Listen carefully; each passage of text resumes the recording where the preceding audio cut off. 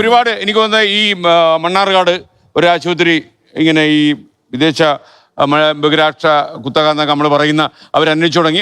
അവരെല്ലാം ഇത് ധനകാര്യ രംഗത്താണ് പ്രവർത്തിക്കുന്നത്. അവർക്ക് ഈ ഹെൽത്ത് കെയർ രംഗത്തുമായിട്ടൊന്നും ബന്ധമൊന്നുമില്ല. അപ്പോൾ എനിക്കൊന്ന് ഈ ചെറുകിട സ്ഥാപനങ്ങൾക്ക് ആഫീസ് പൂട്ടാനുള്ള സാധ്യത ഉണ്ടല്ലോ ഇനിയും. താങ്ക്സ് കേട്ടോ. ഇങ്ങനെ ഒരു ടോപ്പിക്ക് തന്നെ വളരെ ഇമ്പോർട്ടൻ്റ് ആണ്.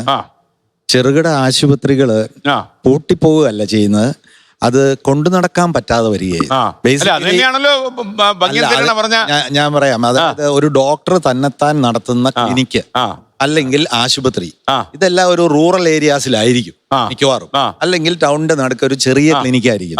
അവിടെ അദ്ദേഹത്തിന് പേഴ്സണലായിട്ട് അറിയാവുന്ന കുറെ ഡോക്ടേഴ്സ് കാണും.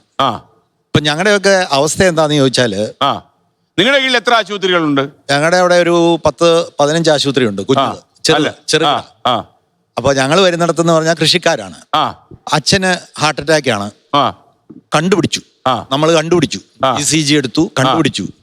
അങ്ങോട്ട് വലിയ ആശുപത്രിയിലോട്ട് വിടുമ്പോൾ എങ്ങനെ പോയാലും ഒരു ആൻജിയോഗ്രാം ചെയ്യും, അത് കഴിഞ്ഞ് ഒരു ആൻജിയോപ്ലാസ്റ്റി ആകും, 1.5 ലക്ഷം രൂപ 2 ലക്ഷം രൂപ ആകും. ടെസ്റ്റുകളെല്ലാം ചെയ്യും. ഇല്ല, കയ്യിലില്ല. സാറിന് പറ്റുന്നത് പോലെ ചികിത്സിച്ചാൽ മതി എന്ന് പറയുന്നതിന്റെ ഒരു ഗതികേടുണ്ടല്ലോ SKN. ആ ഗതികേടാണ് ഇന്ന് മിഡിൽ ക്ലാസ്സിൽ താഴോട്ടുള്ളവരുടെ ദിനം പ്രതി മരിക്കാൻ തയ്യാറായിട്ടാണ് 70 വയസ്സ് കഴിഞ്ഞിരിക്കുന്ന മനുഷ്യർ. നിങ്ങൾ ചിന്തിച്ചു നോക്കി, ഒരു മനുഷ്യനില്ല നോക്കാൻ.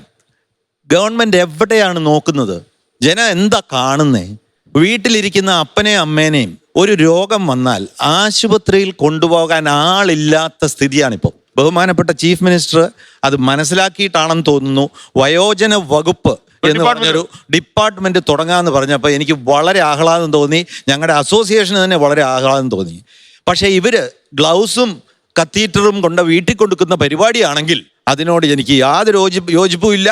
ആ പാലിയേറ്റീവ് കെയർ ഇപ്പോഴും ചെയ്യുന്നുണ്ട്, ചാരിറ്റബിൾ ഓർഗനൈസേഷൻകാർ ചെയ്യുന്നുണ്ട്, പലരും ചെയ്യുന്നുണ്ട്. 60 വയസ്സിൽ താഴെയുള്ളവർക്കെല്ലാം എന്തെങ്കിലും അസുഖം വന്നു കഴിഞ്ഞാൽ അവരെങ്ങനെയെങ്കിലും ഓടിക്കൊണ്ടുപോയി എല്ലാവരും കൂടെ കൂടി രക്ഷപ്പെടുത്തും. 60 വയസ്സ് കഴിഞ്ഞ് ആരും തിരിഞ്ഞു നോക്കുന്നില്ല.